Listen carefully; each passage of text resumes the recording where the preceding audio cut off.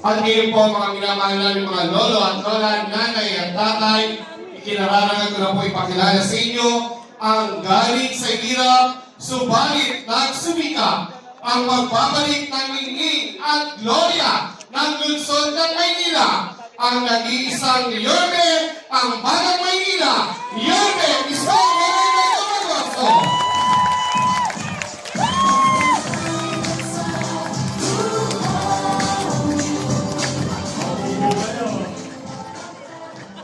Hi! Hi! Hello! Hi! Gusto mo ba kayo? Alam ko. Ay, tingnan nga natin kung sino pagising na. Lamig dito sa matulog eh. Dapat magsisiesta kayo. Tingnan natin. Doon sa Coldly. Yan, sa... Diyan nagliligawan eh. Hi! Hello!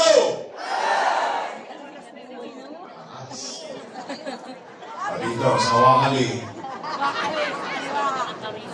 Hi! Hello! May kalalagyan kayo. Dito, sa Naka. Hi! Hello! Okay, gising ang mga lolo-lola. Pataas ka, mamay ka sa kamay. Sabay inat-inat. Ay, magandang hapon sa inyong lahat. Maraming salamat sa inyo sa pagtugon ninyo sa aming paanyaya. Bagamat yung mga ilang chairman mukhang inaawat kayong huwag pumunta. Pero umanatag kayo. Alam ko naman, marami kayong gawain sa bahay. Kaya ngayong hapon, dapat nagsisiesta. Papay na.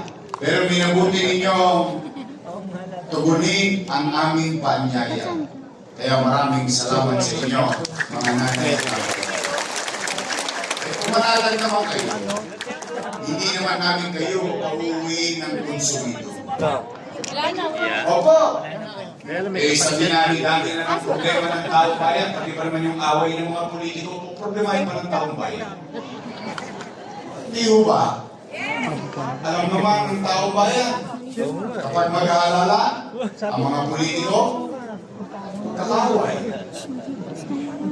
Yung magkakapibahan, away din.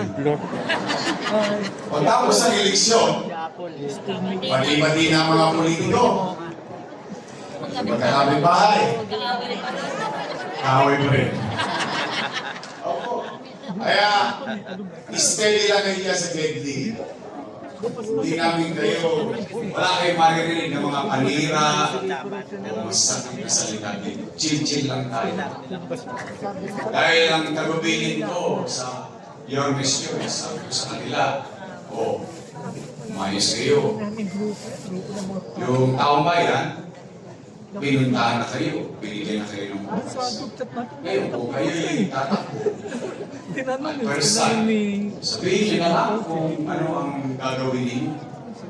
Kung kayo naman ay re-electionista, mag-report kayo sa taong bayan. Ano ang ginawa ninyo sa loob ng taon? At kalaunan, pagdating ng araw ng paghuhukom, hayaan natin ang taong bayan ang mag-desisyon. Tama po ba? Hindi naman sumiwas sa inyo dito. Hindi naman. Kamusta po kayo? Hindi salamat sa Diyos. Opo. Alam niyo, kung minsan, ikinigipit, balikat lang natin yan. Pero sa totoo lang, bagay na dapat natin ipagpasalamat sa Diyos ngayong araw na ito, sapagkat ilang taon pa lang ang nakakalipas. Lahat tayo, kasama kami. Takot na takot tayo, baka tayo magutom. Takot na takot tayo, baka tayo mamatay.